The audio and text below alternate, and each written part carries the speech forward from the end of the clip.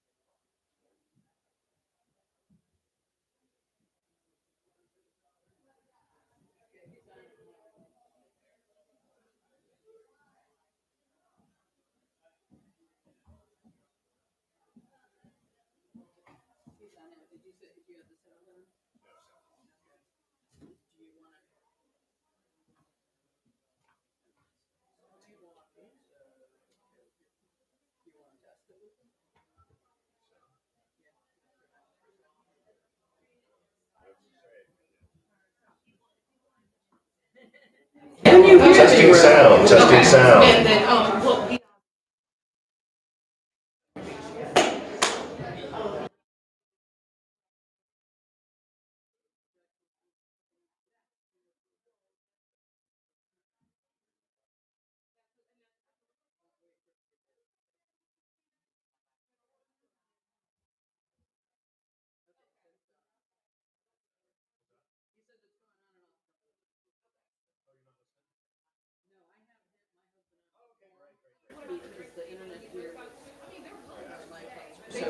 Hello, can you hear me?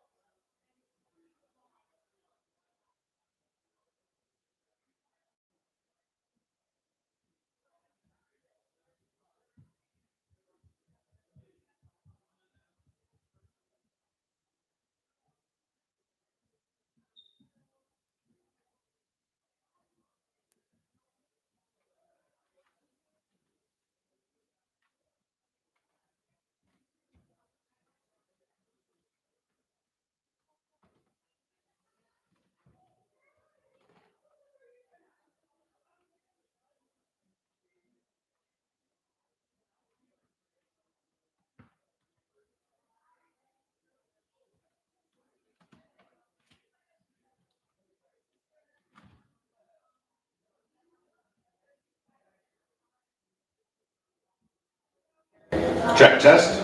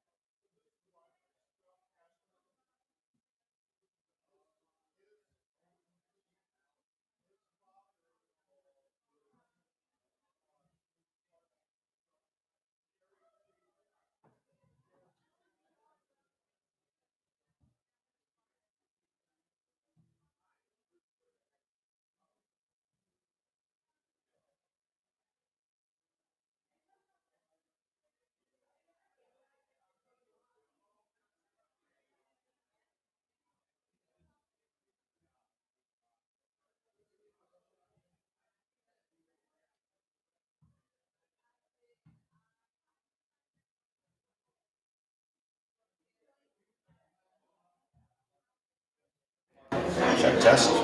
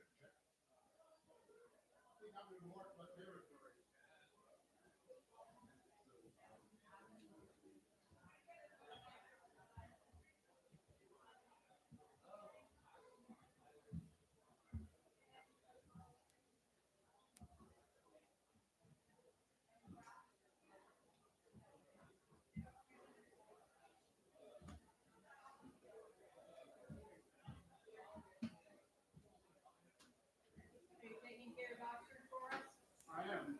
That's not good. I try to promote this thing. Yeah.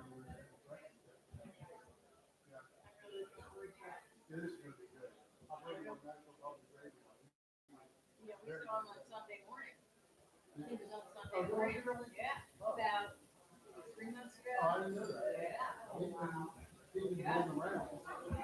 And he was at the Avalon not long ago either. He was there for that.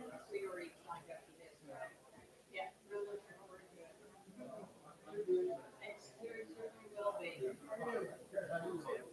Jim Reed, good to see you. You go. Move in.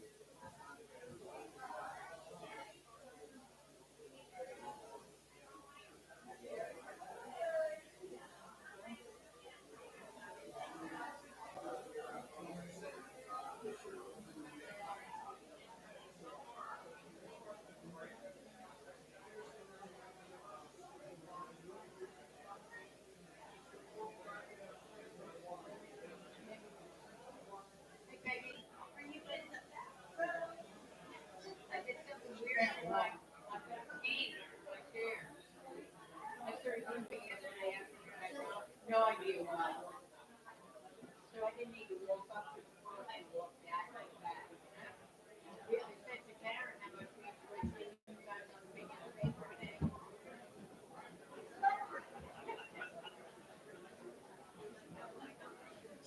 He's very cute. The usual suspect. Very cute. Yeah. Okay, yeah, I'm hungry.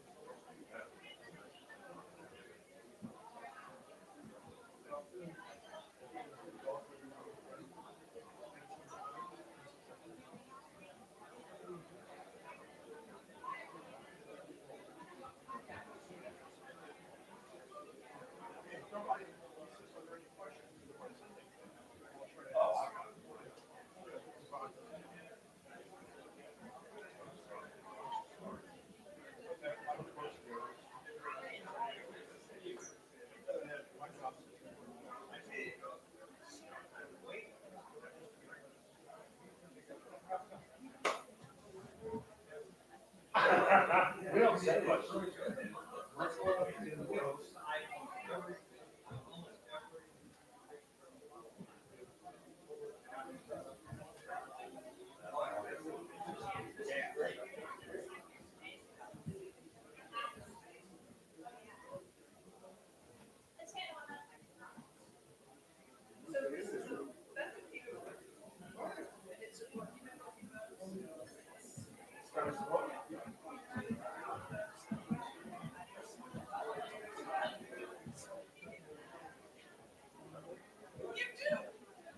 actually, so I do, but so we had one. I never won.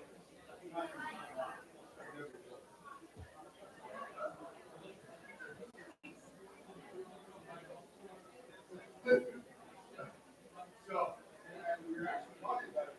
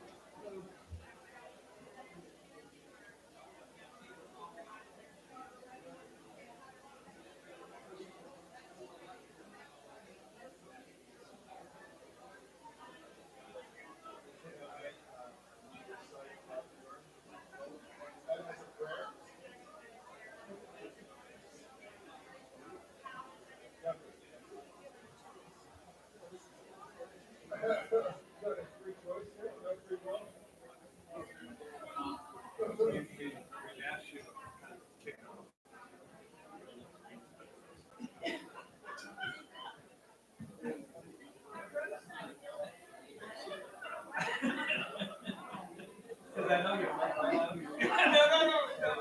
no. Oh, and I thought you didn't sit in the front row. You know, I told her she's gonna give a little street. Oh, yeah.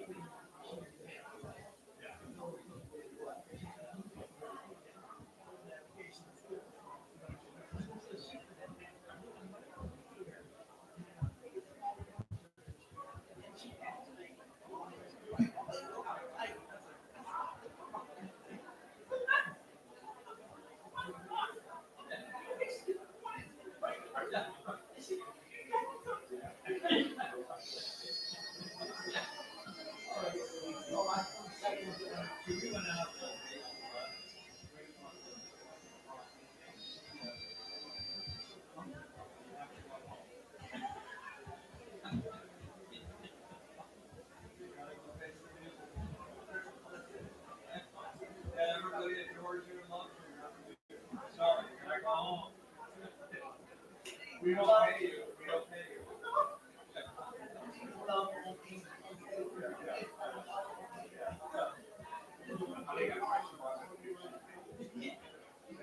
Apparently, yeah.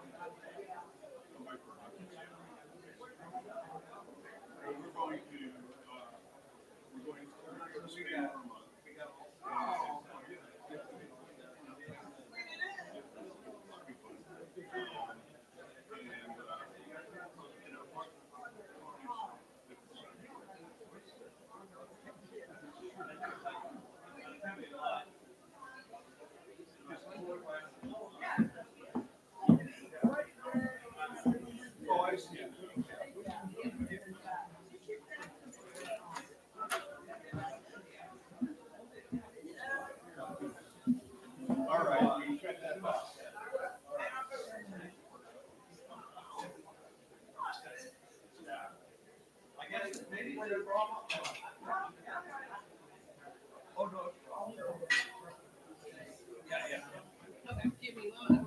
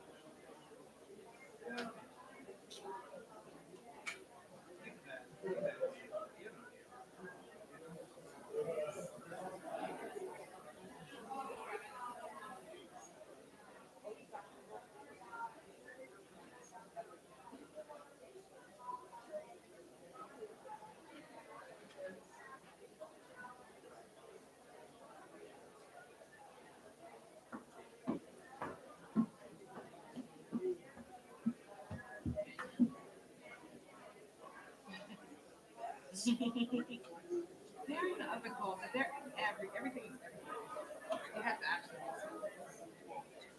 Okay. Yeah. Okay.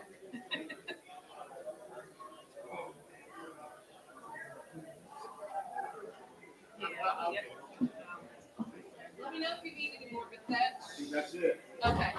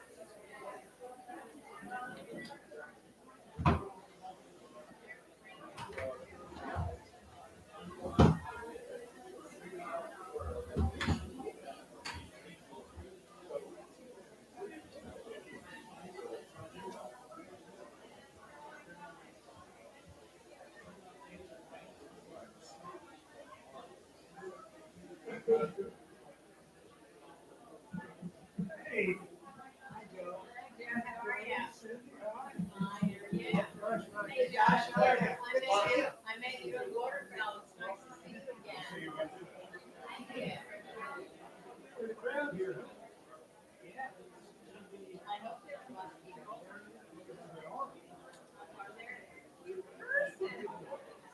We came in a while ago. I had a cane under my chair. So we just came right in. All these chairs.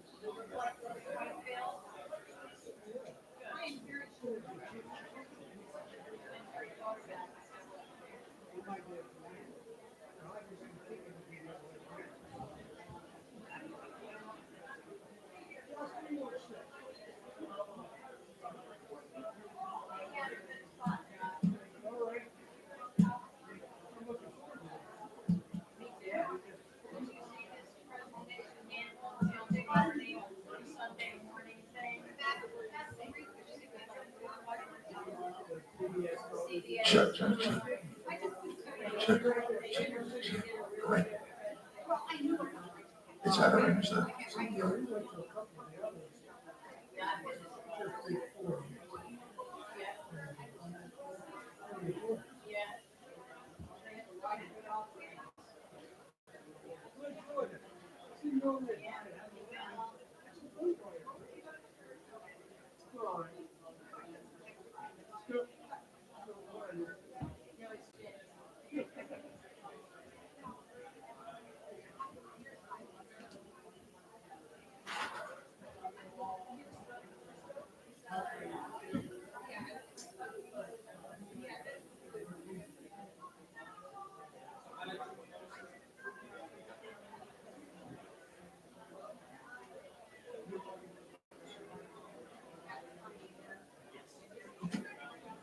Check, check.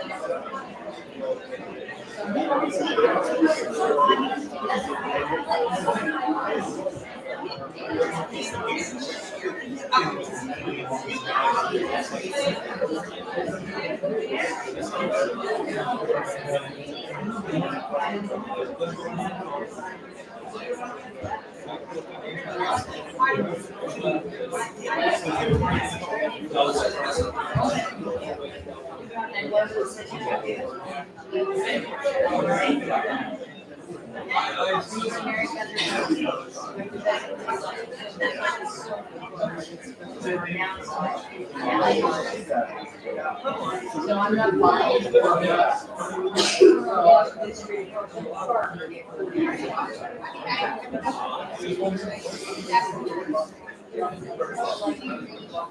Hi there, how are you? Good to see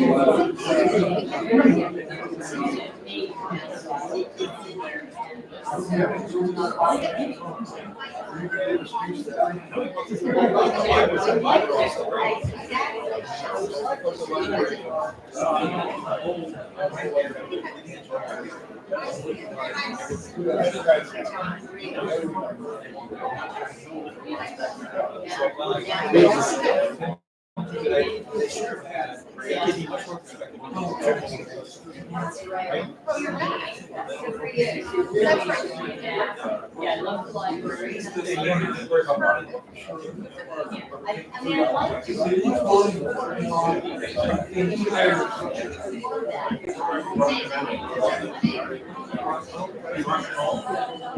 I go to and that's.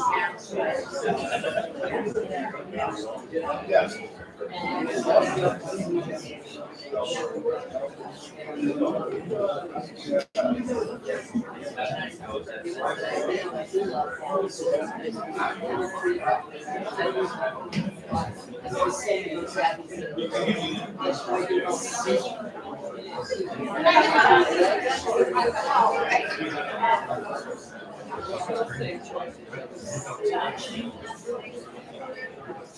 Oh, is that the one? Yeah.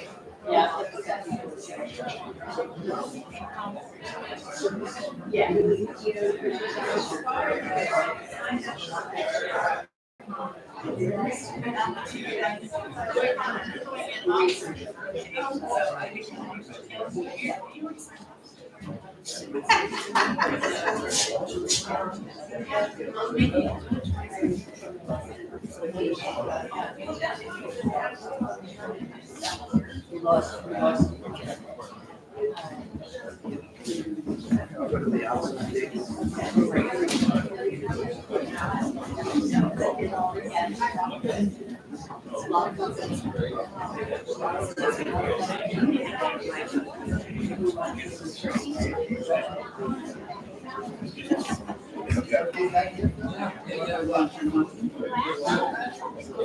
Everything you say is hold on.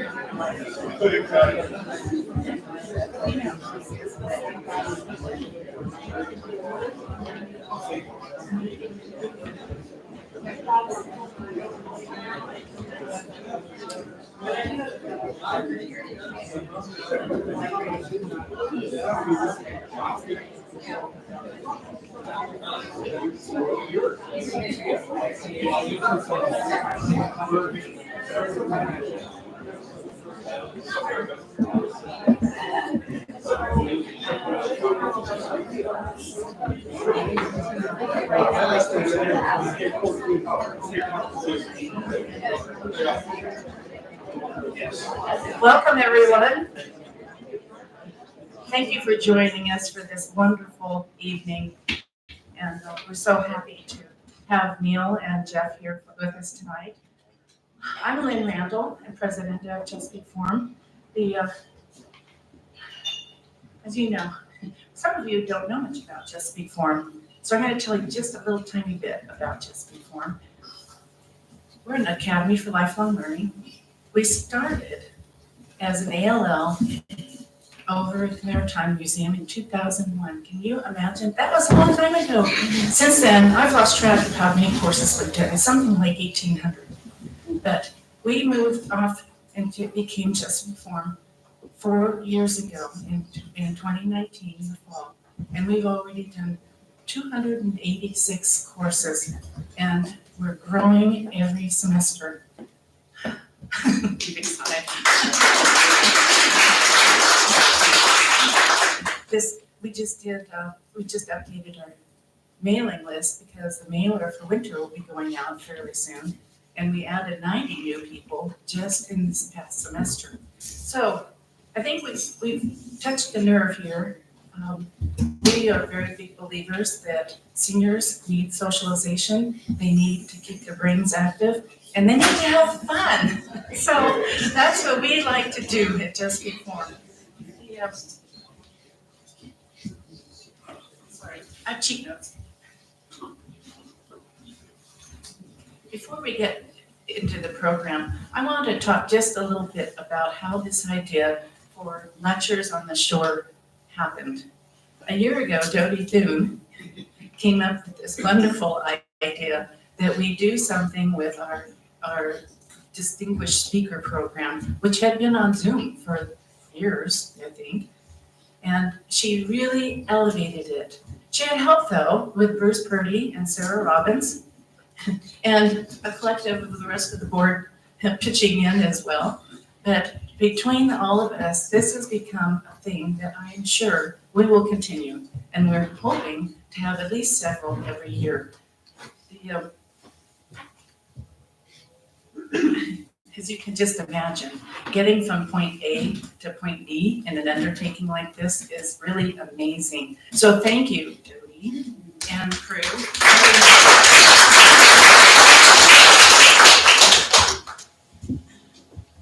You know, some people stay in their lane and follow a predictable path through their life. Well, our host tonight is Jeff McGinnis, and he's chosen a lot of different paths. I'm looking at him going, you rascal. He started out as an art student, served as a photographer in the Air Force, then became an attorney practicing in law in Washington, D.C. for 4 decades. We'll forgive you for that. As part of that practice, he founded and was the CEO of a leading association of human resource officers for Fortune 500 companies. How diverse could you possibly get? There is only a certain span where we are working, but you've managed to do everything. And while doing that, he was a partner in Matthews Brothers, a boat building company here on the shore that I'm sure many of you have heard of before. Today, he thinks of himself as a writer and photographer. He recently published a marvelous guide to the Talbot County of Frederick Douglass, and I'm sure many of you are familiar with the book titled Bear Me into Freedom. And that's how he and Neil King got to be such good friends. Jeff, I'd like to give you the honor of introducing Neil.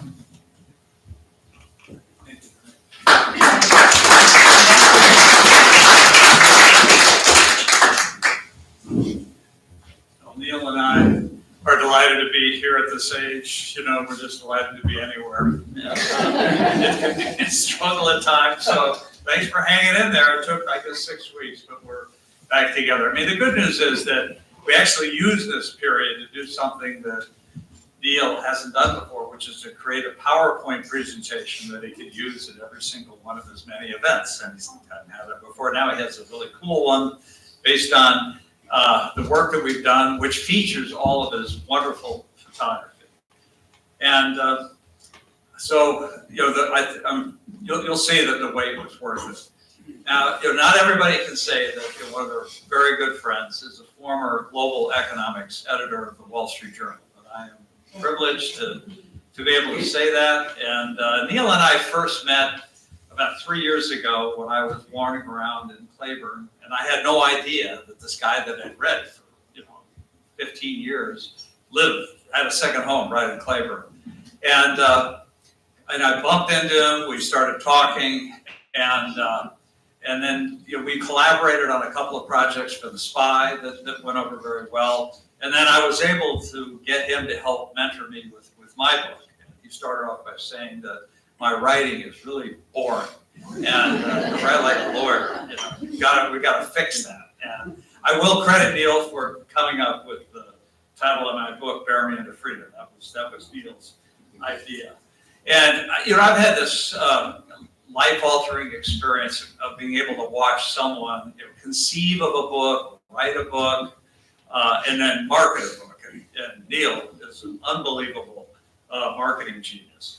And just watching at every step of the way, reading drafts, it's been an unbelievable experience. And Neil had obviously Neil is about twice my height, I think. And he has this ability, when he takes one step, it's about a meter. And so he was able to use that skill to walk out the front door of his house on Capitol Hill and go all the way to his other house up near at Columbia University. Drawing on from all his skills as a reporter in Florida and Czechoslovakia and then in DC for the Wall Street Journal. That's it.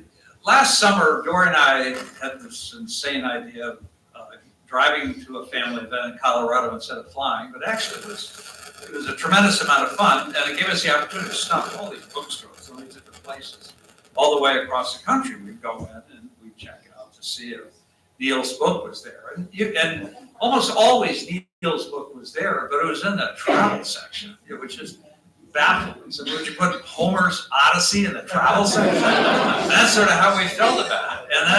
And then Neil was able, got featured on CBS Sunday Morning News in his book. We noticed that all of a sudden it went from sideways to horizontal on the shelves and kind of moved up to the front of the store. So that was, and actually, as Neil will tell you, at that moment, his book became the 4th largest selling nonfiction book on Amazon. For 10 minutes. Yeah. But he was there. So I just say that some people write books on interesting facts and characters that have shaped America's history. Others write about journeys they have taken, still others on traumatic challenges they have endured involving their health and well-being. There are books that are philosophical dissertations on time and the cosmos, ones that delve into the forces that shape our experience and guide our spiritual journey. In American Ramble, Neil King tackles all those topics and more in a single volume of elegant writing. Please welcome Neil King.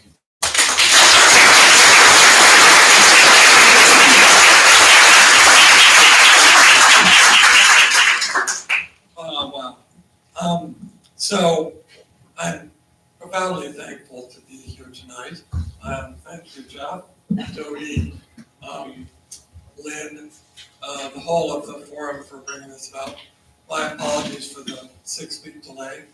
It turns out I originally planned to walk out my door on the end of March of 2020, which, as you know, no one was allowed to walk out their door at the end of March of 2020. So I learned a lesson that delay is not always a bad thing. And it turned out that that delay of a year made all the difference because of everything that happened between March of 2020 and March of 2021 when it actually did walk out my door. And it was an incredible year of upheaval for the country. There was the killing of George Floyd, the protests that sparked, the tearing down of statues, the whole discussion of the statues here in Easton. It was an incredibly tumultuous year. So when I walked out of my door at the end of March of 2021 into a beautiful, just emerging spring, I was walking into a different country. So I'm going to talk just a little, by the way, format. I'm going to intersperse photos, images, a little bit of readings from the book, because this was both a walk and a book, and a walk for a book about a walk. And then I really want to have some questions and discussion with all of you, because I found that to be useful. And I apologize, my voice is a little sketchy. I'm just going to use water. the whole idea of the walk started as a ludicrous kind of thing that just entered my mind years ago. I thought, what if I just walked out my door? I live on Capitol Hill, 9 blocks from the U.S. Capitol, and just walked to New York. Like, wouldn't that be weird? And wouldn't it be interesting to see what does a pedestrian do in that environment? And my first idea, if somebody in the audience had asked, did you go up 95? And I originally thought, well, what if I just tried to get there? Like, just go there. Like, competing with the car. And there was a whole time when I also thought about going across this way and cutting across the Eastern Shore and then going up the Jersey shoreline. And then I thought, well, that's going to be boring because a good portion of the walk is going to be the Atlantic Ocean on my right and, the Jersey shoreline on my left, and there's really nothing in particular that's worth really thinking about necessarily. So the more I thought about it, and I put a lot of thought into the whole of it, the more I realized I had to go up, I had to go through a substantial part of the Mason-Dixon line, I had to go, York has a very rich and fascinating history, but I absolutely had to go to the great part of this ongoing American experiment where the Anabaptists are doing what they do in Lancaster County. And as it turns out, for any of you who read the book, part of the kind of heart and soul of the book kind of starts to form when I'm in Lancaster County and encountering people who have very consciously decided that they're going to reject certain things and embrace other things, which I found so fascinating. And I had to go to Valley Forge, and I was always a little perplexed by what I would do with Philadelphia, which is huge and vast and hard to comprehend and hard to put into chapter. That kind of fell together. And so, anyway, this was lots of planning, lots of thought, and lots of reading of the early travel log people like de Tocqueville, Dickens, and actually hundreds and hundreds of people who had come to the United States in the 1820s, 1830s, 1840s, where we were a iffy place. We were just forming. We were still a scarred country coming out of the Revolutionary War. We had slavery to deal with. There were a lot of unanswered questions, and hundreds of these travelers came, and I read many of their accounts. So by the time I left, I was steeped in all of that kind of questioning about who we are, and a kind of a way of looking at what you encounter that puts a lot of value in the particular thing you're looking at, and at a slow pace. But all that said, my chief intention was to pay attention. And I quote Mary Oliver at the start of the book saying that the attention is the beginning of devotion. And my kind of credo when I walked out the door was that I was going to sort of extend a certain aspect of devotion to what I was encountering. That I wasn't there to judge. I wasn't there to analyze. I was there to absorb, see, and appreciate. And that when I got to these rivers, these places that we kind of just keep in the background of our minds or just sort of are there, the Susquehanna, the Delaware, etc., that I would recognize them for what they are, which is these extraordinary, works of natural art that have been going on for billions of years in some kind. The Susquehanna is the 5th oldest river in the world. It's substantially older than the Nile. It existed before anything resembling our continent existed. And, I had read a lot about all of that, so I had kind of that much more, kind of built-in, pre-programmed awe of what it was that I was encountering. I guess we can go to the next slide if you want. Oh, there.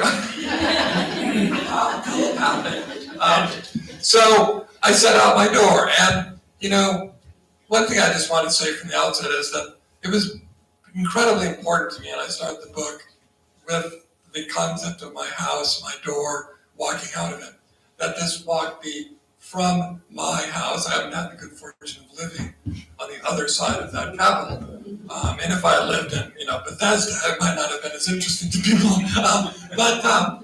But that continuum of my threshold of my house, and that there is that thread out of any of our houses that lead to the whole story of whatever you want to encounter, was vital. And Jeff was joking about the Odyssey, but travel stories like Ulysses start from your house. You walk out of your house and you go on a journey. And that aspect was important.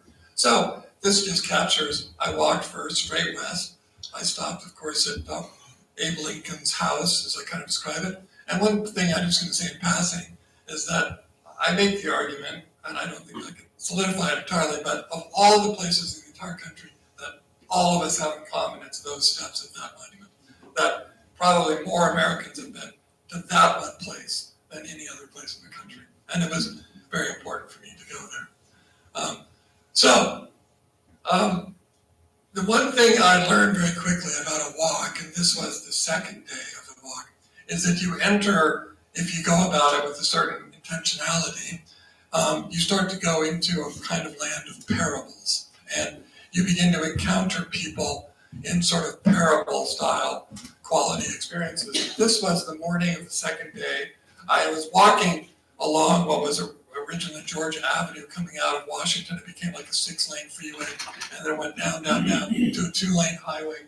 And I'd come to this bridge that you couldn't cross as a human. I didn't want to cross it. There was no place for a person, and the cars were whizzing by.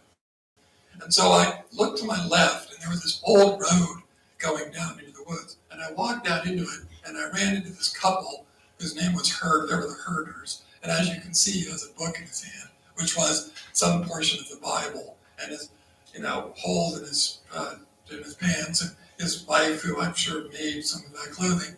And we started talking. I told them what my problem was, and they said, "Oh, don't worry. You can go on this old road. This is the original highway, and you'll come to a bridge that no cars can cross, and you can cross." And so I told them where I was going, and they said, I mentioned this town of Ephrata, which was a town I was going to be in a week or so. And they said, "Ephrata, we have these friends in Ephrata that we haven't seen in years. We would like you," and blah, blah, blah. We don't know if they're doing well, and they live on this place called Crooked Lane. And I said, "Well, I'll look them up. When I'm going to Ephrata, I'll find them. I'll tell them you're doing well, and they will, and I will pass on your good tidings." So I wrote about this just tiny fragment in the book. We said goodbye, and they wished me luck. When I got to the other bridge on the little road, vines and trees and other vegetation were slowly devouring it. So the bridge was impassable to cars, but was the perfect pathway for a pedestrian. A bridge I couldn't cross led me to a bridge no car could cross. I found the whole of the past 10 minutes so marvelous that I laughed out loud. And I had become, the day before, or even before I met them, I was a pilgrim of sorts. Now I was like a herald. I was bringing news to these other people, and we'll get back to them in a little bit. So when you go out also, you meet sidewalk preachers. And this was the next day. I was walking through this neighborhood that was primarily African-American neighborhood in the northern part of Maryland. And I met this guy, Ted, who's out getting his garbage. And Ted looks at me, and I have a backpack on, and he's like, "Well, where are you going?" And I said, "I'm on this walk to New York." I told him where I lived. I told him 4 or 5 facts. And he looked at me, and he just digested what I said and literally started to give me a sermon. And I actually stopped him about 4 sentences in, and I said, "Ted, do you mind if I just record this on my phone, because I wanted to capture it?" And this is just a tiny bit of what he said. "Here is what you're doing. Here is how I see it," Ted said, looking at me as though he had a bead on my deepest intentions. "We are all screaming. We are all reaching out. And your walk is to calm the storm, to center yourself to where you can be anchored in a frequency that will bring everyone into one harmonious vibration. So hopefully it will tune you. And when you hit the tuning fork, it will give the right vibration that yields healing." And he went on to actually say, "This is a holy walk." This was, I think, 3 days before, 4 days before Easter. And I was like, "Ted, do I understand this right? You're putting like the weight of the nation that I'm supposed to heal. If I heal myself, I'm going to heal the nation." He said, "That's right. That's what's going to happen." I don't think I accomplished that deep. But he was, people have asked me, If you could go on the walk with just one person, who would it be? And I've often said, I think I would go with Ted, because he was such an incredibly instantaneous, intuitive person. And I came back well after the walk, and I knocked on his door because I wanted to get his full name, more of his story. He'd gone through a lot of troubles, and he was telling me about the book he wanted to write, which was going to be called From the Pit to the Palace, A State of Mind. I'm not sure if he ever got around to doing it, but I couldn't track him down, and that still kind of weighs on me a bit. So I had, okay. So one of my dictums of sorts when I went out was the grant, like this preeminence of place, like a profound sense that every place has its own story and its own value. And this was, I had the supreme good fortune of spending a good part of COVID in Talbot County, out at Claiborne. Jeff and I did this whole story about the Covey Field where Frederick Douglass spent his 16th year where he was beaten. And it's a famous place that has no marker. And I became very fascinated by buried places, forgotten places, overlooked places where important things happen. And so I was fascinated when I was like, okay, I'm going to get to the Mason-Dixon line, this proverbial kind of theoretical line between freedom and slavery, between Maryland and Pennsylvania. And when I got to the Mason-Dixon line, I managed to find, without even having to look that much, this farmhouse that was at that time essentially abandoned. I think it's since been sold. That was built in the early 1830s by some German, ambitious man who came with his family. All that being field stone, as you can see, that's not quarry stone. That's stone they fetched out of the field, and a very ambitious place with that lane right there. And we can switch to video. That is itself the Mason-Dixon line. If you look here up that lane, you'll see the exact line between Maryland and Pennsylvania, the Mason-Dixon line. It runs right through the middle of this incredible 19th century German farm, now completely abandoned. So the line goes right between these two buildings and right up that lane. Extraordinary. I really thought a lot. So this man built this balcony, and I write in the book just with the sort of the image of his wife and me standing on that balcony, where a foot out from it is literally this line that humans drew between these two totally different ways of organizing society. And it was a powerful place. The pump. I went into the barns, and each of the hinges were totally different. They'd all been made by hand, so they all did the same job, but very different. Each of them were unique, and it just spoke of so much of this kind of ambition that the people brought that originally came.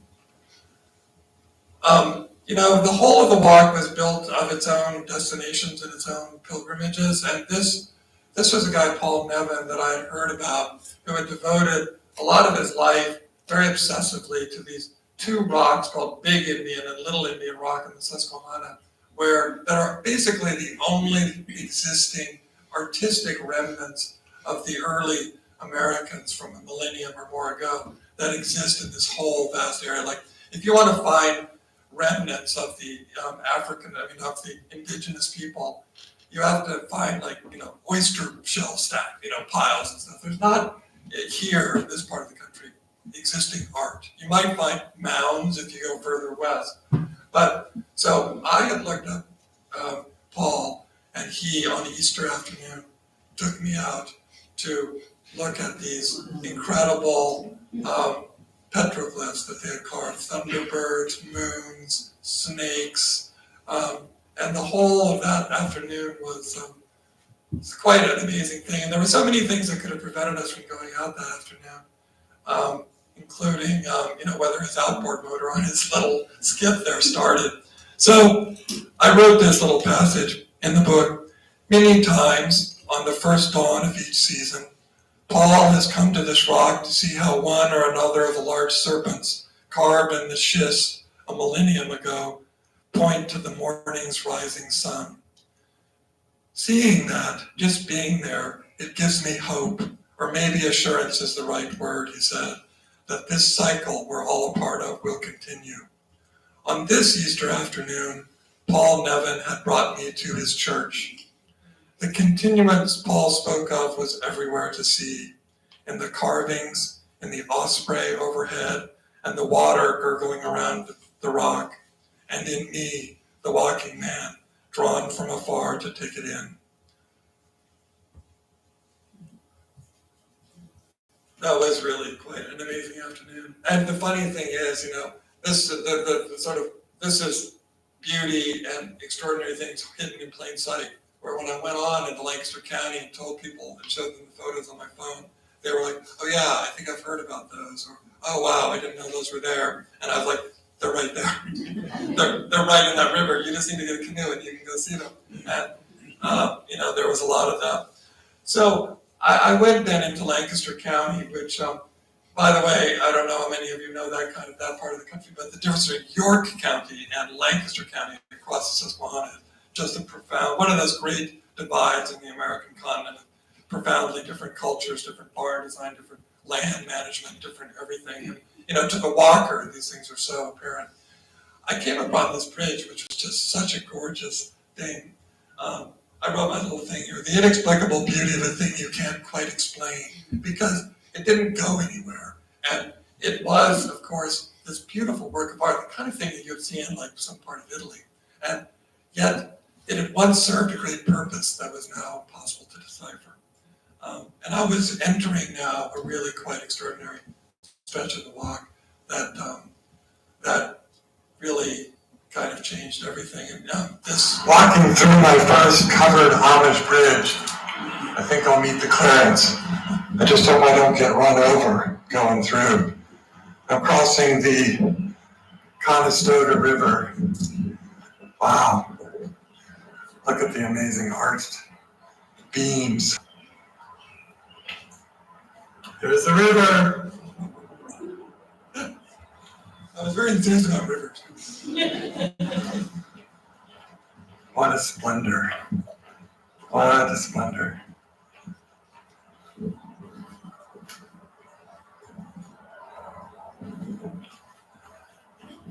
And all this countryside ahead.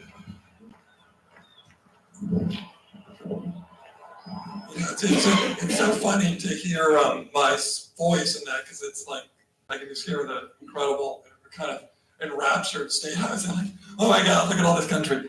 One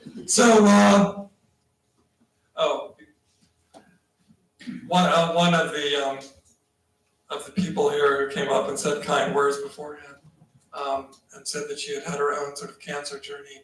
And when I talk in the book about my own sort of dazzled state of looking at the laundry, she made the observation that that's maybe something that only those of us who sort of had our little shakes, I'm sure there were a few of us in the room, kind of have those moments. I hope all of us do, but that this was a Tuesday, and the Amish and the Mennonites often do their laundry sort of Sunday, Monday, and they put it all out to dry. And, it's a great act of public display where you just put out everything you have for everyone else to look at. And there were so many different examples of this, and it was, each of them were their own kind of work of art. As I went, one of the great moments of serendipity in this book, and I want to read, this is the start of the chapter that involves this whole thing, which I called renewing the mind. She was standing with her knees slightly bent in a patch of grass and sunlight behind a brick schoolhouse. She was focused on something in the distance and wore a long floral dress that extended to her ankles. She was in her early teens and had a white head covering over a bun on her hair, curled neatly in back. I was walking up the road when I saw her, and then caught sight of a leather mitt on her left hand. And then I heard a solid whack of a baseball bat. The way she drifted back and so effortlessly fielded a hard hit fly ball and hurled it the other way, that and all the rest of it, everything, made me stop in amazement. I knew that I had stepped through the wardrobe into a magical land. For 8 days I had been walking, For 8 days, I had gone north and then bent my way east and had crossed the large river. It was a Tuesday in early April in the middle of the afternoon, and an air of enchantment was taking hold. So the fact that I was walking up the road and I just looked and there was just a portion of playground visible, and I saw this, she's not in this photo, but this one young woman, it just said, I've got to go in there. And they're just taking that little right turn to this playground made such a difference for the whole walk. And they all came, well, one thing I write about a lot in the book is the whole concept of belonging and welcome, and how any of us extend what I really think is the ultimate privilege to any of us mutually, is the sense that you belong in a place and are welcome there. And the man over on the right, Neil Weaver, they had all had their lunches, they all had their lunch buckets or whatever. And they all came over and Neil said, what brings you here? And I told him, and he said, kids, gather around, let's hear what Neil King has to say. And so I told them and joked with them, and this, I think she may be, no, she's right here. This is right here. She ended up stepping forward and she said, Mr. Weaver, what if we were to sing for Mr. King? And he turned to me and he said, do you have time for that? And I was like, yeah, I have time for that. And just to watch them, the way they all went into the schoolhouse, the orderliness with which they did it, they all got their hymnals out of their desk, and we went downstairs, and they sang these two hymns to me, which an aunt of Neil's had written about the death of her grandparents. They were beautiful hymns, and it was this gorgeous spring day. They've been playing softball. They're all in their kind of mid to, they were 8th and 9th graders. And the two songs are both about the afterlife, which said so much to me about the kind of desiring for the afterlife.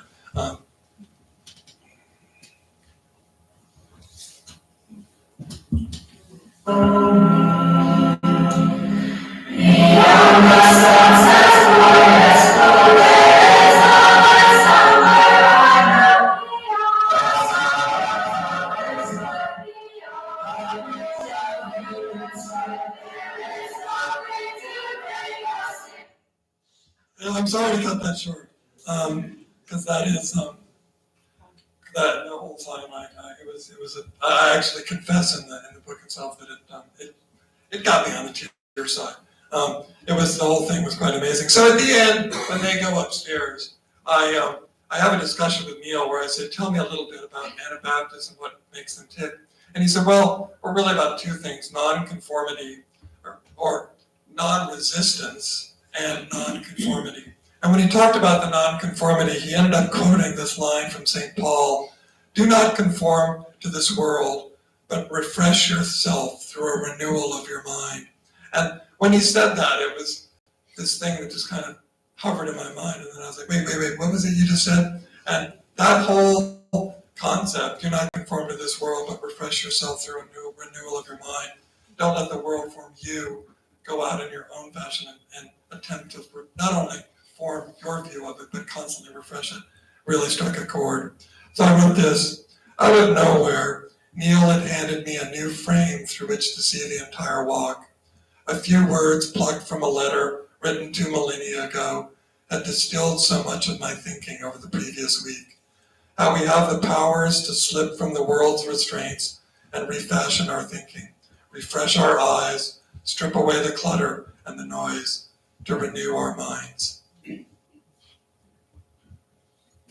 So I went on. This goes back to the Herders and the Hoovers, and this was the family I was told to go see at Crooked Lane. So oddly enough, he's not in the photo, but the funny thing about the story, I find Crooked Lane, I go down it, and I find Lamar Hoover, who was the son, plowing this field with this very bizarre tractor, which they often have the Mennonites and Amish to prevent. This is a motorized tractor, of course, but it prevents them from using it as a vehicle.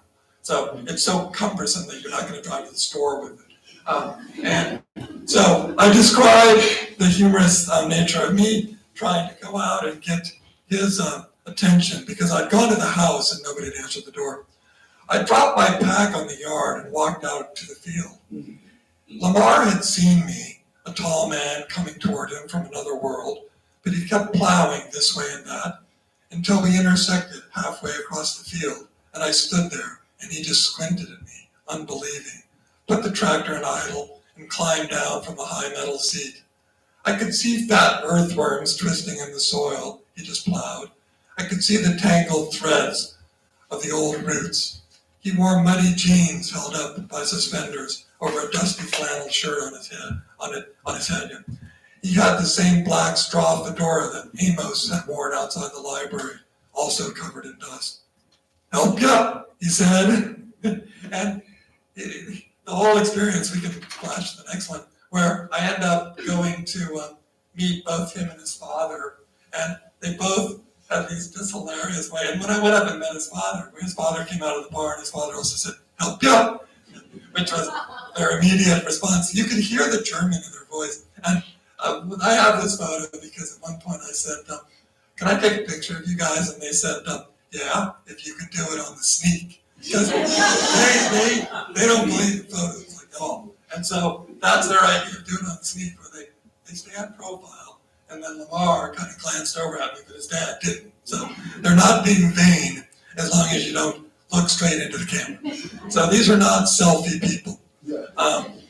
So I just want to flash on one image here, which is kind of jumping forward a little bit, but it was a bizarre and rather uncanny sleeping arrangement that I had in this place in Doylestown, Pennsylvania, which was the tile works of Henry Chapman Mercer. And it was one of these bizarre acts of serendipity where a friend of my sister-in-law's had just taken over this place after a long struggle with the county about a week before. And then she said, "Oh, I'll put you and your friends up in the tile works." I'm not sure whether anyone had ever slept there. She got these blow-up mattresses, and it was just this extraordinary place, and that was quite an evening. Okay, so we're now kind of jumping ahead to where we're covering some territory where I made it to the Delaware. And this is the Delaware Canal Path, and a place of such great meditation on, here's the river, which of course, like all rivers, is an unpredictable force. So to handle an unpredictable force, they, starting in the early 1800s, started digging these canals at incredible expense and great amounts of death and every other thing. Hundreds of Irish workers in particular died digging these paths, these canal paths, or the canals along the Delaware. And they were good for a decade, 2-3 decades at the most. The railroad took them over quickly. But during their time, they had that great usefulness of predictability on the right and total unpredictability on the left. And so I was on my way at this point. This was a fantastic walk. If you ever get the chance to spend a lot of time on Delaware Canal, it is amazing. It goes for really, really long stretches. I was on my way to Washington's Crossing, where I had to cross the Delaware with Washington did. And I ran into this guy, Travis McGee, who was walking up with talking on his cell phone, and when he saw me, he said, "I gotta jump." And he said, "Are you that guy who's walking to New York?" And I said, "I am actually." And so he came with me, and he had grown up right by Washington's Crossing. So he became this muse of sorts. Like, he became my storyteller for what the crossing really was like. And he, you can go to the next slide. He started to channel what it was, to tell me what it was really like, but in this fantastic way. I ended up going across on a kayak. And so this is what he said. "People don't realize," Travis said, "how dicey the whole thing was. How it could have all gone up in smoke, possibly snuffing the American cause. How tenuous Washington's hold was over his own troops. How dubious they were of the whole mission. How little some of them even wanted to be there. I mean, these guys were standing in the bitter cold and saying, 'Dang, this guy is going to make us cross the river on Christmas. My enlistment is up. Like, I can literally go home in like less than a week, and I get myself out of this bad situation and back with my family. And I'm standing here, I'm freezing, and I'm waiting for 3 hours as everyone else crosses the river, and I'm wondering, what's it all for?' And I was just like, wow, I really was like, where did you come from? And why did how did you come to tell me this story? And he was like, that big painting you've seen with Washington, everybody crammed in that book. It wasn't at all like that. And so when I went to the that this is the boat, or the boats, and not those little ones, but the Washington Crossing. These are famous Durham boats. They're huge. They're incredibly substantial. But Travis was quite the character. And I've met a lot of these kind of muses along the way who made the walk so magical. Okay. We're now in, so this is a bizarre photo with and I'll have to tell a little bit of the backstory here. So one of my chief obsessions was when and how was I going to encounter I-95 of the Jersey Turnpike. I mean, I was, a kind of knight of sorts going out into the world who has to encounter the dragon. And the dragon, to me, was I-95, the great passageway that I was avoiding and kind of an antidote to in a way. And so I had spent a lot of time saying, okay, where is this encounter going to happen? And I found the town of Cranberry in New Jersey, which is exit 88 off the Jersey Turnpike. And I looked on Google Maps and I said, this place is perfect. It's this incredibly idyllic. It's the midpoint between New York and Philadelphia on the old post road. It's this perfectly preserved 19th century or 18th century town. And right to the side of it is the whole craziness of I-95 and all the warehouses of Amazon, Wayfair, all of that right in the woods. And threading up between those is this brook called the Cranberry Brook. So I said to myself, okay, I'm going to go there. I'm going to meet this historical society. I'm going to walk up Cranberry Brook. And I was meeting with all these people in the backyard of the historical society, and I told them my plan. And Tim Brennan's mom, who was like 87, said, that's not going to work. And I said, what are you talking about? She said, you can't walk up Cranberry Brook. There's no place to walk. It's a bayou. It's a bog. And you can't get under the freeway, etc. But I have an idea. So she called her son, who was a school teacher, who was dressed up funny for some costume day or something, I don't know what it was.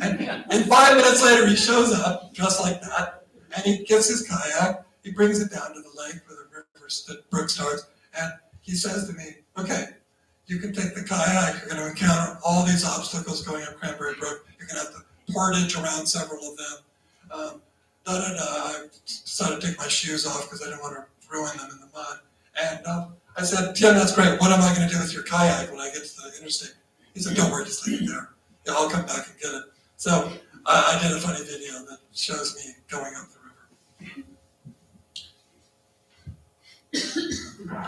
Well, it's taken me 3 weeks of walking, paddling, and in this case, kayaking up Cranberry Brook in a very mysterious location. And I've now caught sight right to those trees. You can see the flashing trucks going by with Interstate 95. And I'm not sure I'm going to get past all this stuff, but I'm going to see if by any chance I can get under it. It's been a long time coming, but there it is, folks. The beast itself, the New Jersey Turnpike.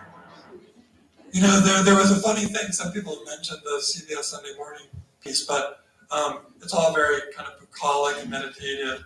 And then I get to this part, and it cuts to the. I don't know if they use this video, but it was like the beach stand, of the Jersey Turnpike, and then it cuts straight to what I'm not going to talk about now, which is I go to the top of this landfill, which was a spectacular landfill that I convinced the landfill owners to let me go to the top of, and that's where I got my first glimpse of Manhattan, 32 miles in the distance. And for the people in New Jersey, I got all this hate mail or emails that were like, "You're just portraying our state as the interstate and landfills." And I was like, "No, if you read the book, it's not exactly like that." But I got a lot of blowback.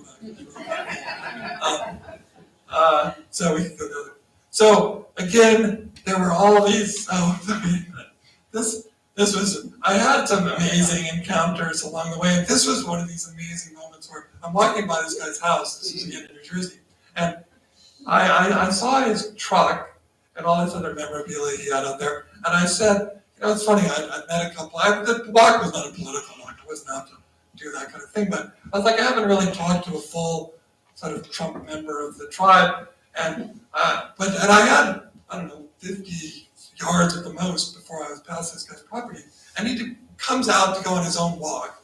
And he says, well, what brings you here? And I said, I'm on this walk to New York. And I had a lot of back and forth, which I write about in the book, about generosity or lack of generosity, who makes offerings for water or whatever. And his first response was, oh, do you want some water? Do you want a clementine? Do you want a granola bar? Do you want a banana? And I said, well, do you want a beer? And I said, I'll take a beer.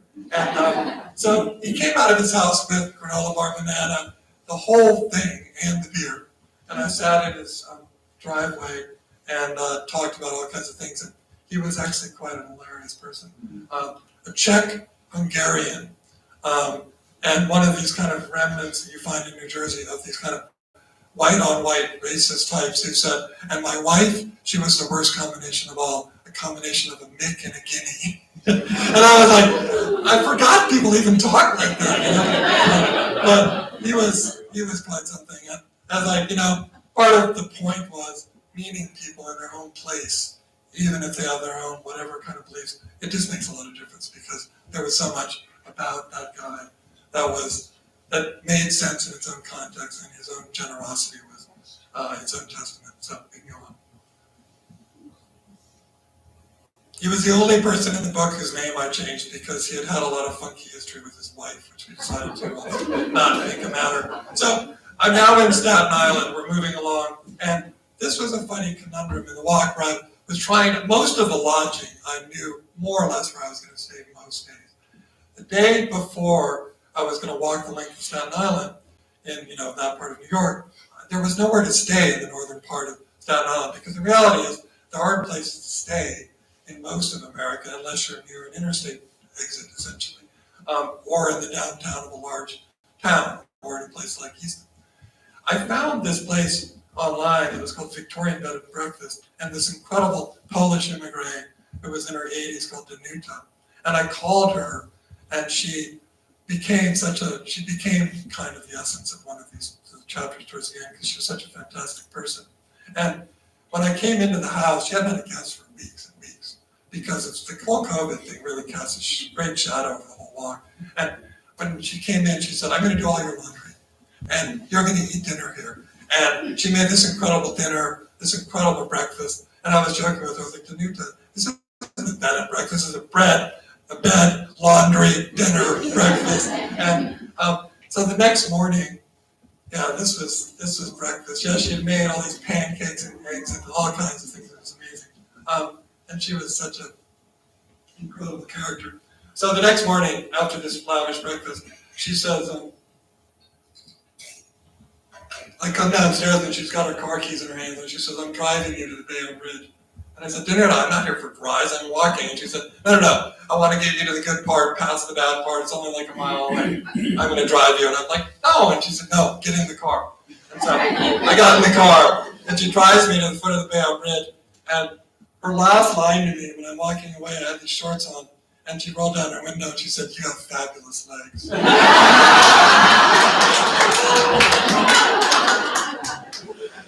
Oh man, that was so hilarious.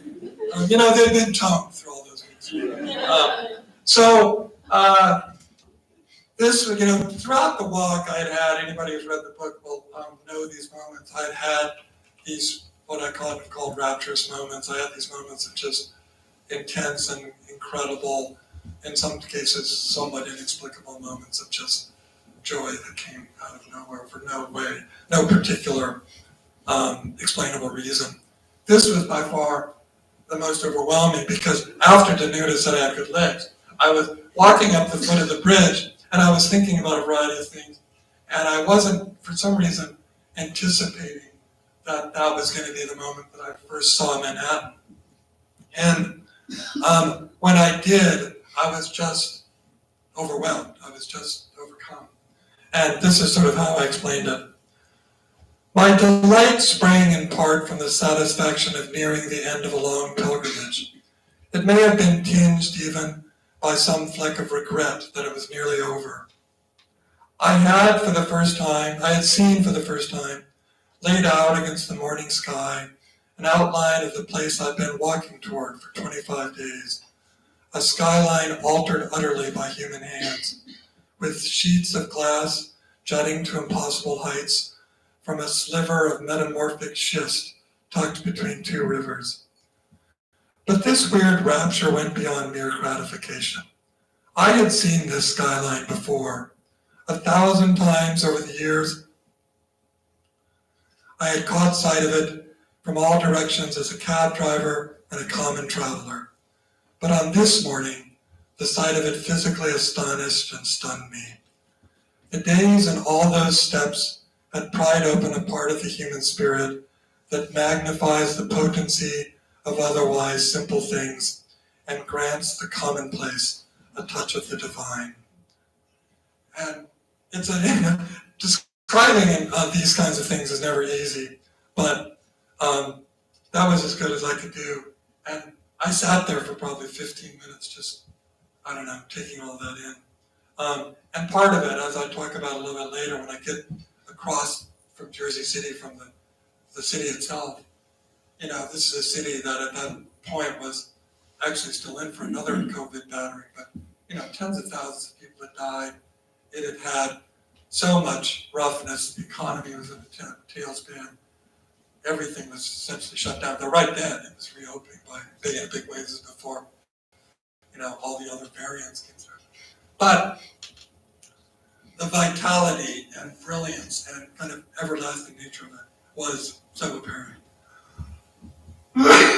Because we're nearing the end. This is the crossing, and in the end, that was a funny story. I was going to go across by kayak with this guy, and that doesn't really show there, but the winds got high, there was a lot of chop. He decided that the kayak thing wasn't really going to happen, and we went across in a Boston whaler, which was pretty fantastic.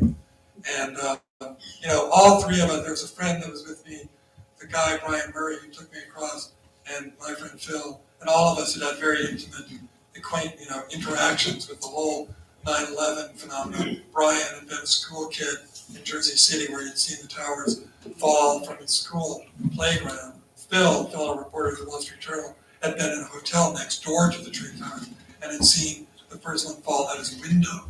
And I was one of the two terrorism reporters at the Wall Street Journal, and my story led the front page the next morning, that name, Bin Laden, and the whole thing, and how it had played out. But that, and then to go to the Trade Center site, which I had never done, and contemplate the nature of the memorial. And it was really the first memorial I'd seen in the entire walk that was, deeply involved and enmeshed in my own life, as it is for everyone in this room.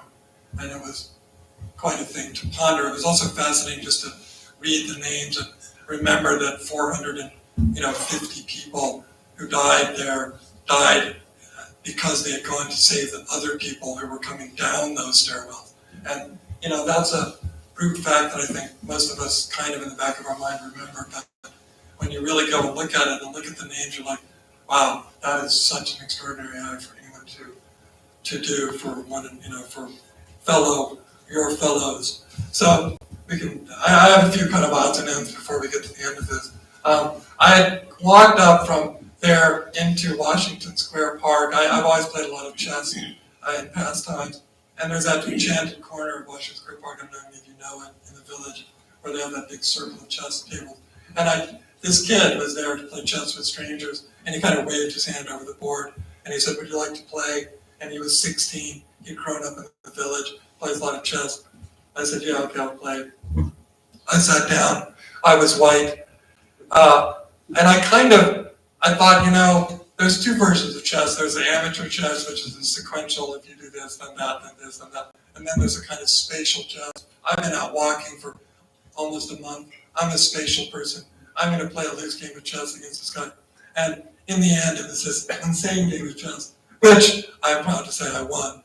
You can see that over in the right-hand corner, anyway, I won't get into that. But it was this hilarious, fantastic, it's one part of the book that I think certain people might doubt that it actually occurred, because it did have an insane quality about it. So the destination for the walk was the Ramble in Central Park, which I assume some of you know, which is a great kind of contorted paths that Olmsted and Fox, the great designers of Central Park, had designed as this kind of, Adirondacks put into the Central Park itself. And I am a huge devotee of the beauty and genius of Central Park. And when I got there, this is this famous arcade that you can walk down through. And then just past there is this Angel of the Waters, which were these waters that this huge, beautiful fountain with this angel that they had put up right at the start of the Civil War to commemorate the delivery of fresh water to Manhattan. And I walked up that last part of the walk with this friend of mine, who we had both gone through our similar parallel cancer ordeals and had had our own setbacks parallel to one another. And Martin took me on this walk to the Angel of the Waters, and I just wanted to read this last passage. Through his ordeals, and still now as a treated one, Martin would come often to stand at this magnificent pool and bow his head to the Angel of the Waters. He came on the worst days when he feared he might not make it, and on a spring day like this, when new life burst all around us. As we stood there, Martin repeated the prayer he recites every time he visits, a common prayer from the Talmud called the Shenechanayu. He said it first in Hebrew, and then in his preferred version in English. Thank you, God, for giving me life, for sustaining me, and for making it possible that I might arrive at this time. And that, so much of the book was itself about time and how we measure time and how we use our own time.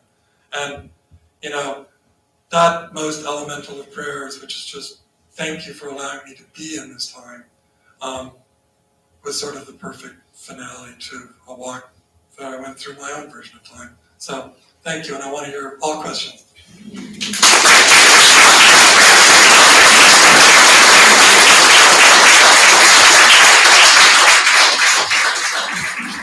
There are some mics that or Bruce, sorry. Questions, first hand. I got one over here. Excuse me. How did you get through over the dragon? Oh, well, I went under, with the kayak, I got over all the various obstacles, and then there were 12, at that point the freeway is 12 lanes wide. And I paddled up it, underneath through the tunnel. And one of the great things, and I talk about this in the book, that river, Cranberry Brook, is like all rivers, thousands, tens of thousands, hundreds of thousands of years old. It had probably, except for the water quality, not really changed at all during that time. All the axes and other things they had at the museum in the town from the indigenous people were from along the banks of that river. And there were the warehouses, there was the freeway. My guess, however long we're going forward, is that the river will be there. Will 10,000 years from now, the freeway be there? I don't know.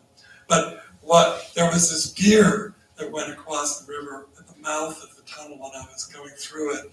They just then turned and looked at me, and it was just, and so much of the nature of the walk was really, and it's hard to overstate this, that, walking or paddling through even the most crowded place is just not even remotely similar to the driving of it. And when I go by there, which I do with some frequency, I always try to find where that was, and it's very hard to find because you're going 70 miles an hour. And, I've said at some of these events that since the book came out, I've driven that particular stretch of road hundreds of times since then. And I have not one sustained memory in my mind of 1 minute of one of those car trips. Because that time, which is most of our time, is lost time. It doesn't stick, it doesn't endure. And that time, that walking time, is a different frame of time. It does endure. We have a question right here. You can probably shout it out. Yes, you talked about some of the more pleasant episodes you had. Is there anything along this walk that you particularly remember as being unpleasant? People you met, that sort of thing. There was one somewhat unpleasant encounter that was particularly interesting, and it was during the day of parables, and it was its own parable. I called it the parable of the empty water bottle. where I'm walking through this newly developed subdivision of these huge houses, and my water bottle is empty. And a young man in his 30s is coming down his driveway, and I said, "Can I ask you a question?" And he said, "Yeah, as long as you keep your distance." And I was like 30, 40 feet away. And I kind of laughed and I said, "Do you know where I can get some water?" And he said, "Well, yeah, if you go back this way, I mean, you go here, you do this, there's a convenience store, it's about 2 miles away." And I said, "Oh, no, I'm not really interested in going backwards to a convenience store." I said, "Thanks a lot." And then he said, "Oh, by the way, I would be careful if I were you." And I said, "Careful of what?" And he said, "Well, I mean, this is a family neighborhood. There might be some people who are going to wonder what you're doing here." And I said, "Can I tell you a short story?" And he said, "Yeah, sure." And I said, "There's a guy right now, this guy named Paul Solopek, who's doing this decades-long experiment for the National Geographic, where he's basically walking from like the Horn of Africa to Tierra del Fuego, all the way through Asia. And when he walked through the country of Georgia over 50 nights, he was put up every night by the people who lived there spontaneously." And I said, "So anyway, that's why I kind of think this is sometimes a bit of a screwed up country." And he said, "Oh, I agree with that. I just want you to know, when I said that you should be careful, some people might wonder about you, I wasn't suggesting that was me." He never filled my water bottle. Another question. I was going to ask very much the same question in slightly different terms. You presented so much beauty and positively for people. I was wondering if there was any moment beyond what you just described that you felt distrustful, hostile, skeptical, that you didn't write that. No, oddly. And the difficult part of that question, which is a very important question, and why I sometimes hesitate to extrapolate too much when people say, "Great, so what'd you learn? What about America? Tell me about America. Is it a good place? Is it not a good place?" It depends enormously on who you are, and how people first perceive you. And I am good at this kind of thing, and I'm comfortable in these kinds of environments, and I present the way I do. That makes a difference. And secondly, it's all about what road you go down and what person you encounter, and that is a matter of chance. And I never had a person who, tried to swerve and, do something stupid or throw, beer bottle at me and if that had happened, and it would have changed the complexion of everything, right? And so I walked through this kind of seam of a spring along these particular roads, and lots of amazing things happen. But I talked a little bit before about the schoolhouse and the whole kind of concept of belonging, and that was something I thought about a lot.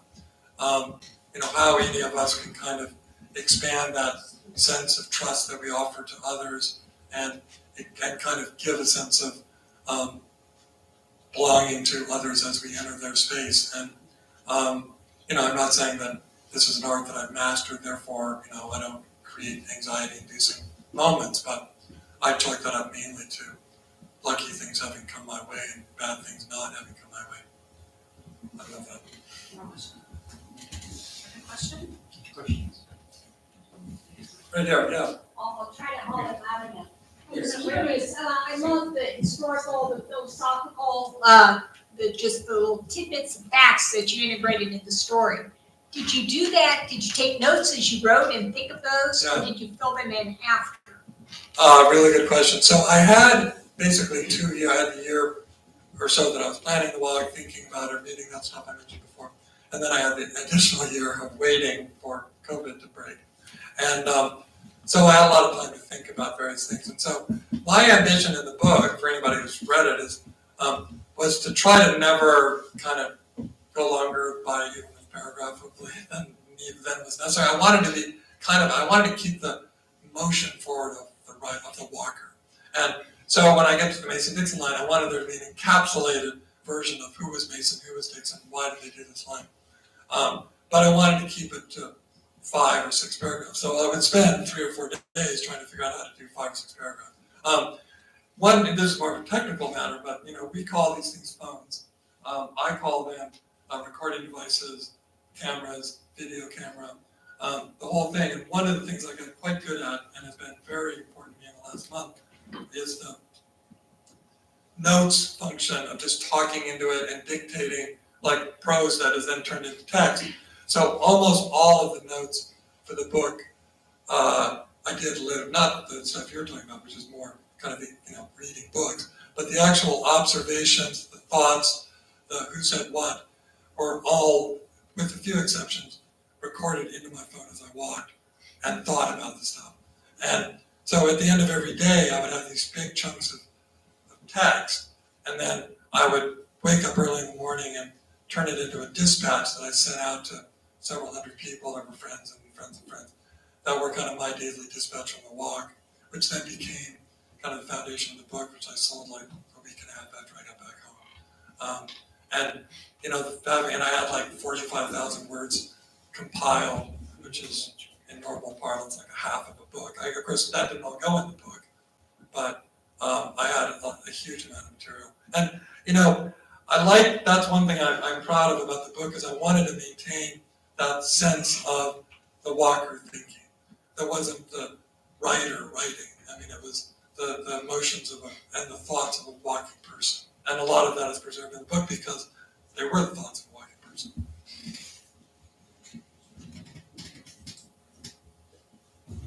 Kids are being awfully quiet over here. Okay. Good. Other questions? Right. So a pretty simple question here. How many miles a day would you walk? Yeah, so the whole walk was 330 miles. I kind of front-end loaded it with some crazy days, like the first day was like 25 miles, which is insane. If you do 25 days divided by 330, the average was like 14 or something. But there were days that were really long.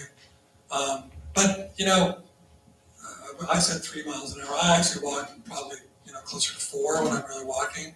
You set out at 7 in the morning, you could walk a pretty good distance by noon and have a lot of time to fool around. So I did fishing. I met with a lot of people that came out of nowhere.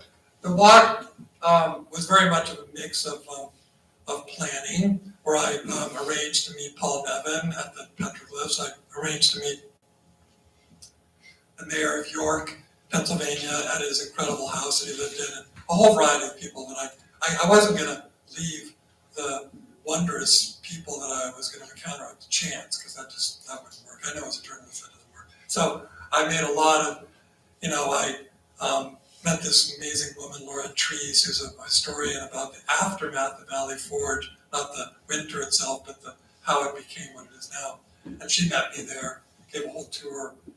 We kind of walked through the after history of Valley Forge, which I was very interested in. Why do things become meaningful to people? Why do they become historical? Why do we care about something? Which I think is an incredibly important part of anybody's kind of ongoing crafting of history.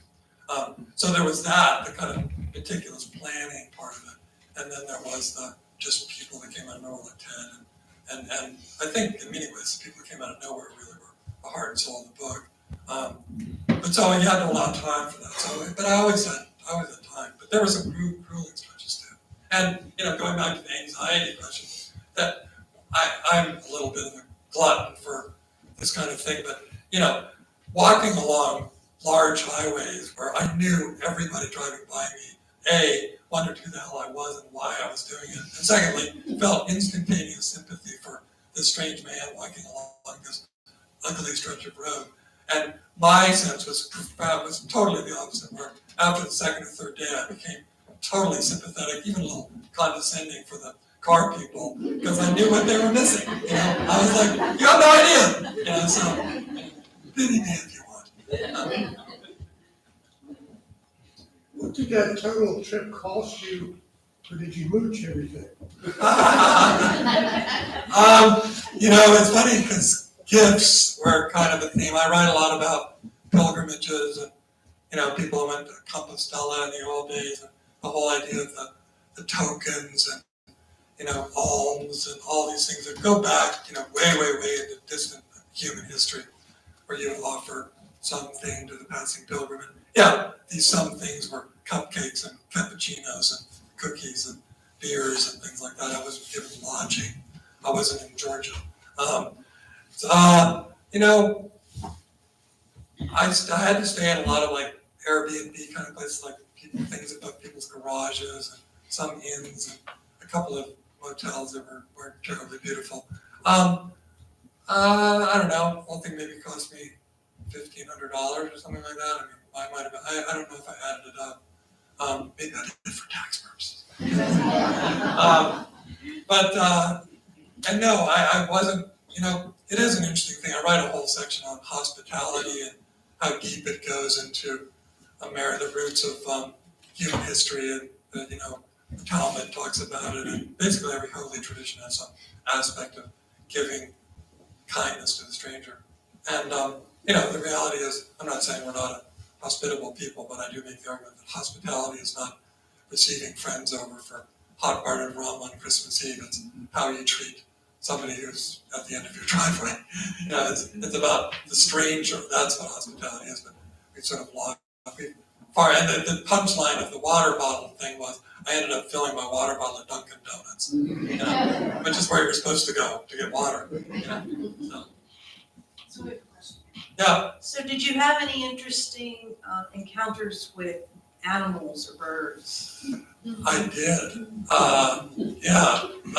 You know, one of the birds, and I write about it, it was actually, I thought, a great moment, and I did not make it up, that where I was at the Lincoln Memorial, and I was talking about how they cut the ribbon of both the Lincoln Memorial and the Grant statue at the base of the Capitol in the same 1 month span in 1923. And any of us who know our history know that that stretch of time was really one of the most god-awful and ghastly periods in American history after the First World War, when, you know, so many of these black soldiers had come back, the Red Summer, the Wichita, where, I mean, there were so many horrible things that happened during that stretch of time. And when they did the ceremony at the Lincoln Memorial, the black dignitaries that were brought there were actually encircled, I think, I don't know, for their own protection by like a group of Marines. And when I described that, I made this sounds kind of comes off as macabre when I describe it this way, but it was the first time when I was coming down the stairs, this huge shadow came in front of me, and it was the first time I had seen a turkey vulture shadow. And the turkey vultures were by far my biggest companion, because they are, you know, I mean, they're ubiquitous here, right? But they announce themselves so with their wing shadows, and they are everywhere. And, you know, as everyone knows who lives out here, the arrival of the osprey, the arrival of all of the migratory birds is so much a part of spring, and they had already arrived here by far. But to sort of, you know, see the osprey in all these different parts of the inner parts of the country was great. And I saw a lot of foxes and other kind of things when I was in war. But this was not, you know, a nature walk. This was not the Appalachian Trail. This was a walk that, I don't know whether anyone else has quite done that same walk, right? It was not a trail walk. So I wasn't seeing abundant wildlife, nor did I. I did a lot of fishing, but I didn't catch a lot of fish. So to follow up where you were in the question before, what was the best meal you had the entire time? Oh, wow. You know, it's funny because in the illustrations, there was this one illustration of this like sub sandwich I got outside of this general store. And it was one of those classic questions like, do you want the hot peppers on it? And I was like, yeah, okay. It was like Genoa salami or something like that. And I'm not going to say that was the best meal, but it was, when you're walking like that, meals like that can just be like, wow, that's so good. I think it might have been the dinner that Danuta made that was like this chickpea soup and all these various things. I wasn't expecting to have dinner and not bed and breakfast in the first place. And it was also just the hilarity of the conversation. She had a lot of very pronounced views. There was a great moment where she said, I came to Poland, from the United States from Poland, and all I could say was hello and how are you, and I had no English. And then at one point, she said, she did this thing with her napkin, and she said, I did do the designs for Trump's Park Hyatt Hotel or something. It was like this. She was admitting to some affair she had had or something. She was like blushing that she had done the drawings for Trump's first hotel in New York. And that dinner was just really funny. It was not a particularly foodie trip, but I did have good food along the way. Yeah. Following the success, and obviously the great success of this book, do you have anything in the pipeline for the future?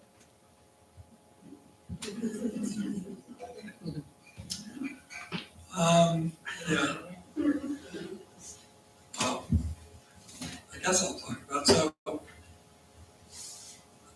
Last month, I had a really extraordinary experience that goes back to the health side of the book, and this sounds kind of like startling, and it was kind of, but it was this extraordinary month where it sounds sort of expeditious to talk about this, some sort of incident too, but out of the blue, I lost my ability to type on my laptop, and then push came to shove, and I was like, why is this happening? And they found that a tumor had gone in my brain, and a month ago, tomorrow, they took it out, and I ended up going through this amazing experience that I would never want to give up, where over the span of several weeks, I lost a whole host of abilities to walk the right way, to tie my shoes, to be able to go outside, to use my right arm, and all this kind of stuff, which is fairly typical kind of post-minor brain surgery, swelling, etc. But it was this amazing gift of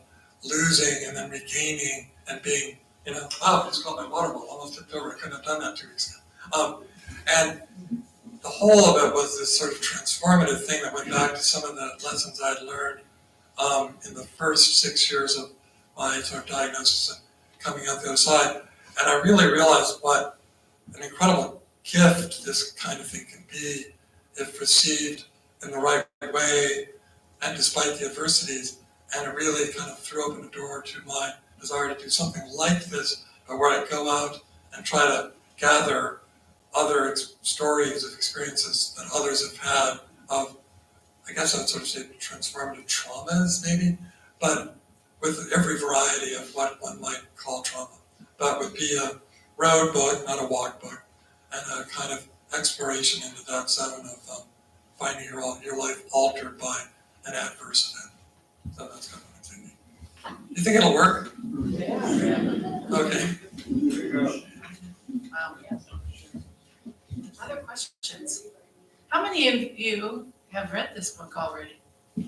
Wow. I'm really proud to say it's really quite amazing. And there's a variety of factors that has made Talbot County a particular stronghold. There's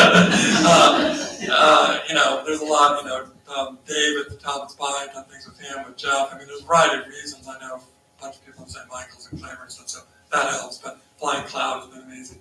So, anyway, I'm so pleased to be with you all. It's really an honor to be here.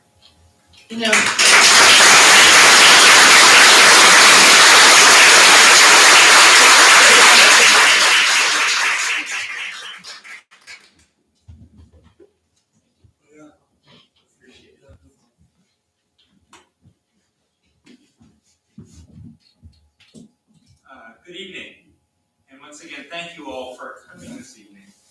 My name is Bruce Purdy, and I'm a board member of the Chesapeake Forum. I first want to give a rousing shout out to Neil and Jeff for tonight's conversation. How lucky are we to have this opportunity to see America through the heart and the mind of one of America's great gifted writers. Before we all head out, I'd like to thank everyone who came tonight. You made this event a smashing success. I'd also like to thank our event team who put this all together, from scheduling to catering. Special thanks to Sarah Jesse and her Art Academy team for hosting us this evening. Lectures on the Shore is a new idea for the Chesapeake Forum, and it fits right into our mission of providing lifelong learning opportunities. In the coming 2024 season, you can look forward to an engaging roster of speakers from the arts, sciences, humanities. and details will be posted on our website. As we heard, the Chesapeake Forum has come a long way since it relaunched in 2019, and more growth is on the way as we continue to find more ways to serve our Eastern Shore community. Thank you tonight for helping us break new ground. We hope to see you again here at our next lecture on the shore. Thank you.